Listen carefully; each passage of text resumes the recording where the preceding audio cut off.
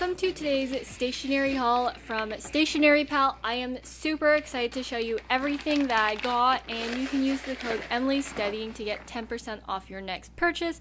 Everything is linked in the description.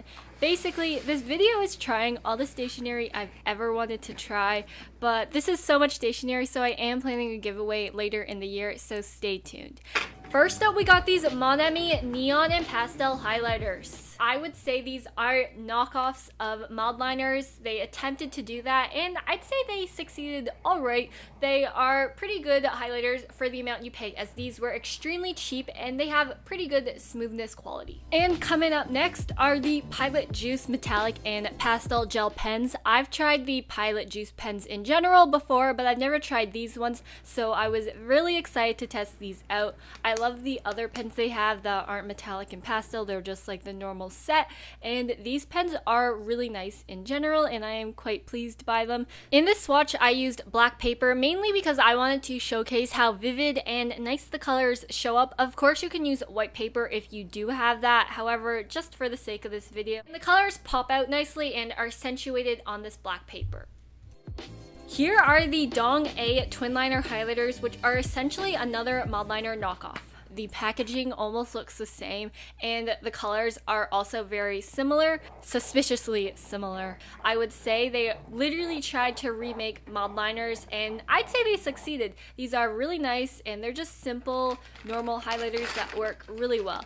These are the iconic two-way highlighters, which are very similar. They're also these Mildliner dupes, and they come with similar colors. However, they have more like interesting, vivid, and bright colors, and I would say they are pretty good for the price you pay. All around, solid highlighters, would give 4 to 5 stars. Next, we have the Milk Liner Highlighters. I've tried these before, so I didn't really want to swatch them. And then next, we have the Stabilo Boss Highlighters. I've never tried these before. I've only like swatched them inside a store, so that doesn't really count. But anyway, these are actually really nice. The ink is super smooth, the highlighter is super thick, and I was quite pleased. Here are the Staedtler highlighters. It looks like they just stole the concept from Stabilo, but you know what? I can't say anything about that. I can't comment on that. Anyway, you got these calm pastel colors that don't really shout out in your face, and it was nice and smooth ink. Not as smooth as the Stabilo Boss, but they were still nice highlighters for your money. However, these Faber-Castell text liner highlighters, honest opinion here, they were alright pens, nothing special. The ink you can see is like super watery, and it like drags, and not a good highlighter in general. Wouldn't really recommend these overall. However, the Stabilo and Staedtler were definitely much better.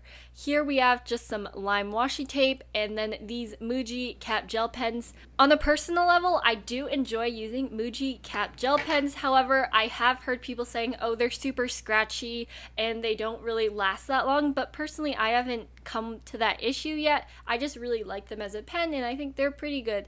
Next are the Zebra Sarasa Vintage Gel pens, and these are just Zebra Sarasa pens, which are my absolute favorite if you didn't know, but in these milder and like darker vintage, as they call it, colors. You get this dark academia sort of vibe from these pens, which I really like.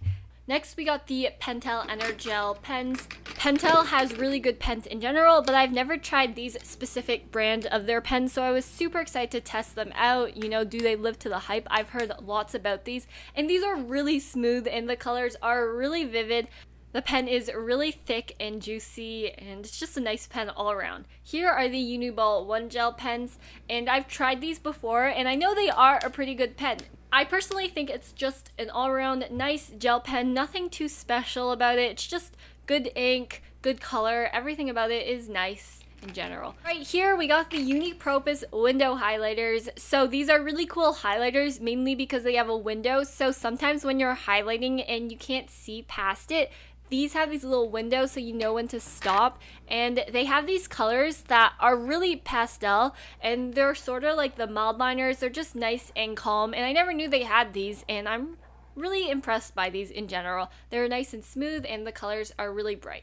And I'm super excited to show the Uniball gel pens because I've heard a lot about these, but I haven't had to try them yet, and these are really nice gel pens I've heard. They have a good ink flow, and I would say they are pretty good gel pens. However, I'm starting to notice in like my voiceover, I say a lot of pens are inherently smooth, but check out this video where I check other factors that influence a good gel pen because as it seems, a lot of them are all good. I've also seen these Pilot Friction pens around, and I wanted to see if are they good highlighters? Are they good at erasing? What's the hype around these pens? So they have this nice pastel color, but honestly the ink is not that smooth. It's a bit scratchy, as you can see, and it's not that great in general, mainly because I think it has to have that erasable ink formula. But if you find you're always erasing things like in textbooks or on paper, these are to go because you really can't see the highlighter and it's gone completely, which is really cool. Next are these zebra highlighters that claim to be no smudge, and I thought these were going to be good because I like zebra items just in general. But these were awkward and weird, mainly due to this flexible tip. As you can see, when I press down, it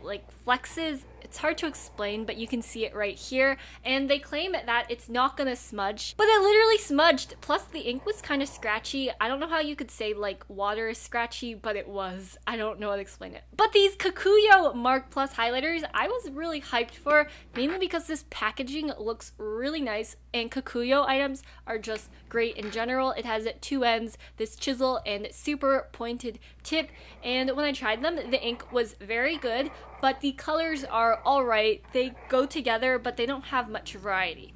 Here are the Kakuyo Beetle Tip highlighters. I think they're called Beetle Tip because the tip looks like a beetle, as it claims. With this, it's similar to a 3-in-1 highlighter, so you can have your normal chisel tip that does a straight highlight, then you can have a fine tip, and then this double-ended tip. Overall, pretty solid highlighters. Would give a 4 out of 5 stars for this design and ingenuity. Another cool item are these Kakuyo Beetle Tip dual highlighters. So they are similar to the 3-in-1 concept, however they have two different ends. So if you easily wanted to switch between colors, you can do this. As you can see here, you can have one green end and then you switch over to the purple end, and then you can do two of them at the same time if you do it directly down the middle. Ooh, isn't that fancy? However, my only issue with these pens in general is that the colors don't vibe together. I mean, green and purple, it's not really complementary to each other. Plus these colors are a bit bright and neon-y for my preference, but overall pretty interesting and cool pen. Anyways, here are the Faber-Castell Textliner highlighters, which are similar to the ones I showed earlier, except they're in a slimmer body and the ink formula is a bit better. Here's a comparison between the two pens. They have similar colors but not exactly the same, I would say. Anyway, so when I swatched them, these were much smoother than the original ones, which were very scratchy, and the colors are alright. However, here we have the Pentel Fitline highlighters, which look very similar to the previous, except they're a bit different. They're pretty normal and basic highlighters, nothing too fancy about them. They have two ends. The colors are pastel, nice and light, and the ink is alright. It's not the best, but not the worst, I would say. Anyway, here are the Ninpai pen and marker highlighter. I don't know if I said that right. Anyway, so as you can see in the label, it comes with two ends. It's similar to the Kakuyo one, except it comes with a super fine tip, as you can see, and the colors go together alright, I would say. It's just a cool looking pen in general, and if you want a fine tip and regular tip altogether. Here are just some assorted black brush pens, nothing too special, but anyway, I got this cute checklist sticky note and these stamp stickers, plus these Swatelier stickers. I really like them. They're pretty high quality. And then Stationery Pal sent over some freebie stickers from their original brand, which are pretty nice and cool. I like to use these on my journal. Anyways, we have this gold ruler. I don't know why, but I think this has got to be my favorite item, mainly because I've never had a gold ruler and I've been using it lately and it's really nice. It's just a good quality brass ruler that looks gold. Plus, we got some assorted freebies, just some random things like this bubble tea little thing. I don't really know. Anyways, that's the end of the video. Thank you so much for watching in. Thank you to Stationery Pal for sending everything. I hope you enjoyed it, and check out these other stationery hauls if you enjoyed this one. See you later. Bye bye.